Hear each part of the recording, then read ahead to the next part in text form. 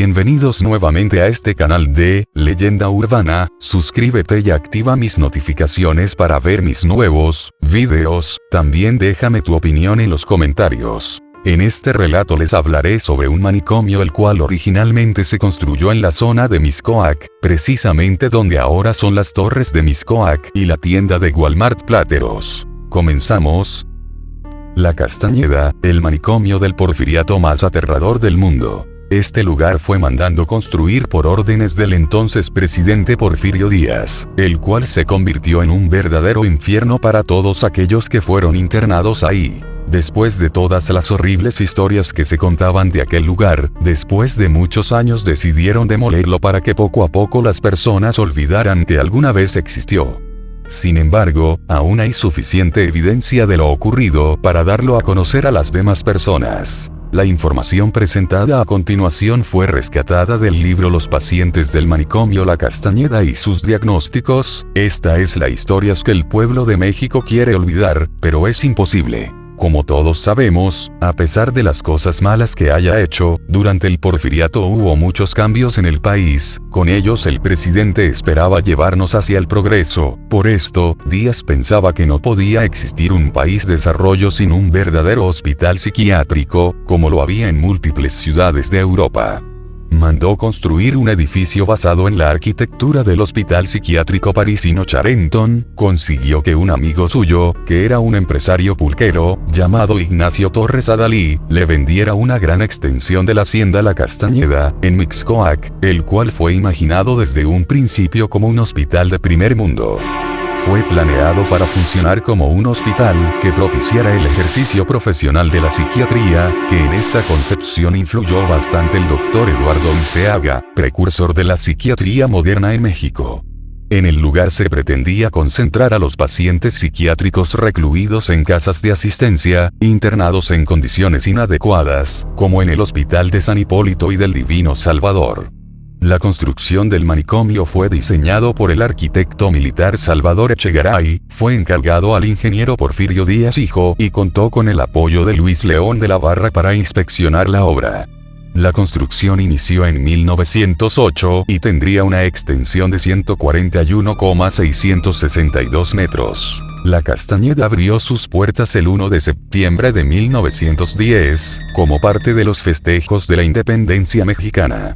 A la inauguración asistió el presidente Porfirio Díaz y la alta sociedad mexicana. Muchos estaban seguros de la apertura de este lugar sería el inicio de una nueva era en la atención de la locura del país.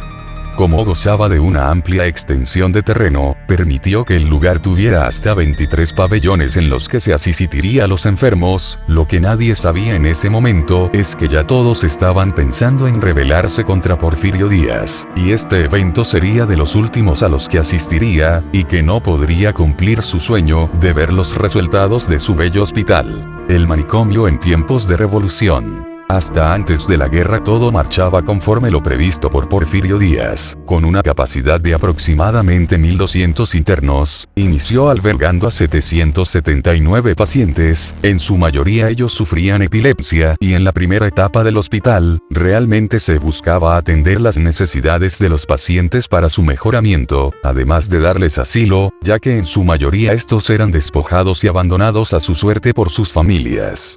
Todo esto cambiaría con el derrocamiento de Díaz, ya que el psiquiátrico comenzaría a perecer por la falta de recursos económicos y la desorganización de los trabajadores. Fue el fin de la atención de la locura de los pacientes basada en la ciencia y comenzó la atención basada en la suposición, así como malas prácticas médicas.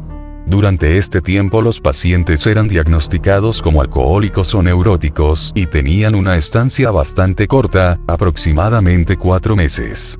El inicio de los horrores. Luego de las carencias comenzó la etapa más horrible. Se comenzaron a clasificar a los pacientes en los 23 pabellones del hospital de forma inhumana y discriminatoria. Por ejemplo, el A era el pabellón de pacientes distinguidos. En este se hospedaban los pacientes de las familias ricas que no hubieran sido remitidos por la policía y que no presentaran comportamiento agresivo, ya que aunque trabajaban como una institución pública, recibían grandes donaciones de estas familias. El B era el pabellón de observación. En este cuarto se encontraban los pacientes que residían por primera vez, solo se quedaban durante periodos breves hasta que se les diagnosticaba y asignaba su verdadero pabellón.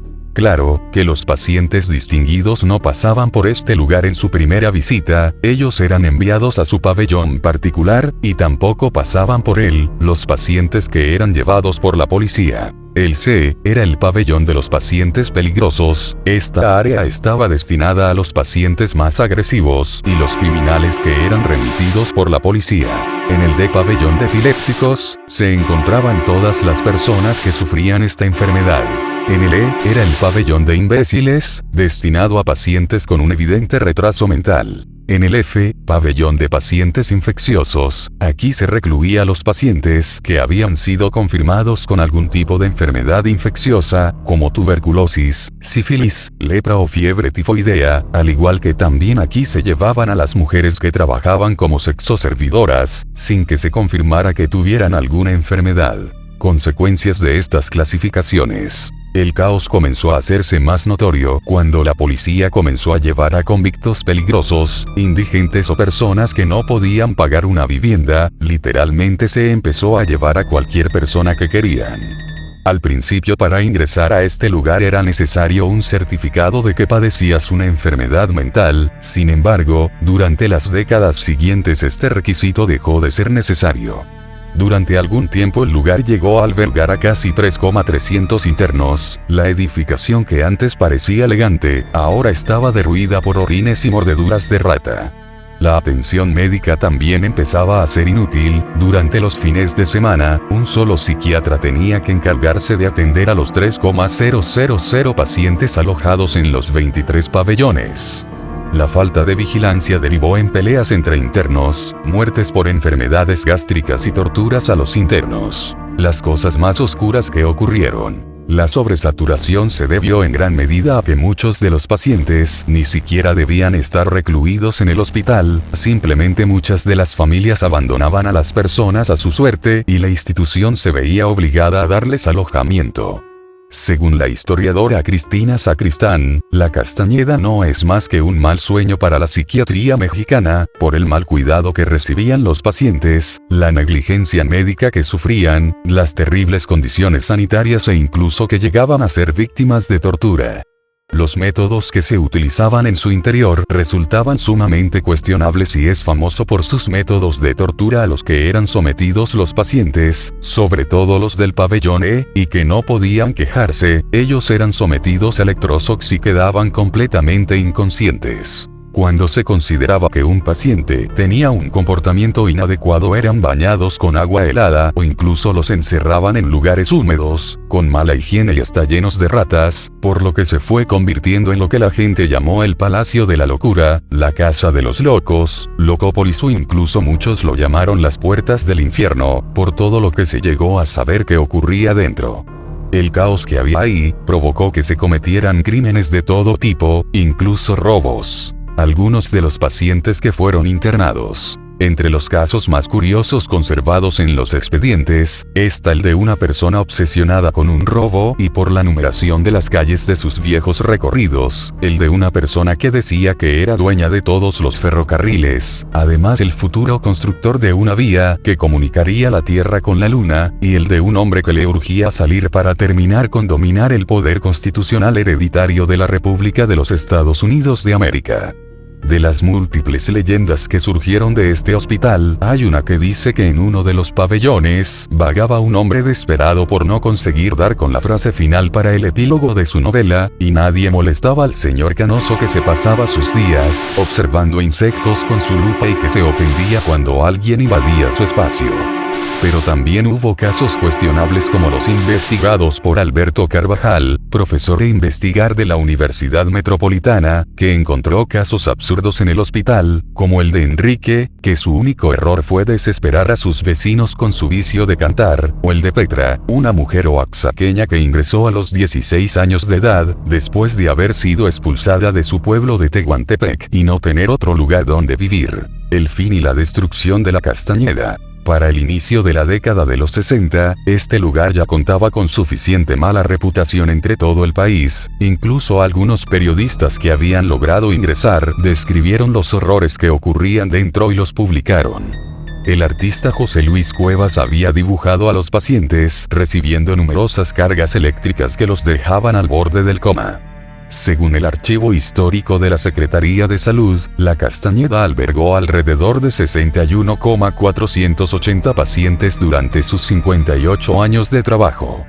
Fue hasta 1965 cuando se supo públicamente todos los maltratos y las condiciones precarias en las que vivían las personas ahí dentro, y comenzó la Operación Castañeda, la cual planeaba demoler el hospital psiquiátrico y trasladar a los pacientes a distintos hospitales y granjas de la ciudad. Sin embargo, fue hasta el 27 de junio, pocas semanas antes de la inauguración de los Juegos Olímpicos de 1968, cuando la historia de la Castañeda concluyó. El presidente en turno, Gustavo Díaz Ordaz, consumó la operación y se inició el traslado de los pacientes a 6 nuevos sitios, como el Hospital Fray Bernardino y Dr. Samuel Ramírez Moreno, que fue del manicomio. En el lugar donde se encontraba la Castañeda al día de hoy, hay una sucursal de Walmart, un centro deportivo y unidades habitaciones, como la Unidad Plateros y las Torres de Mixcoac, donde según algunos habitantes en ocasiones se escuchan gritos o sonidos extraños. También se construyeron centros educativos de nivel básico y la Escuela Nacional Preparatoria 8. La fachada de la Castañeda fue rescatada por Arturo Quintana Arreoja, quien la compró y trasladó piedra por piedra a un terreno de su propiedad en Ameca, Estado de México. Gracias por ver mi video, comenta qué te pareció, si te gustó dale like, suscríbete, y felices pesadillas.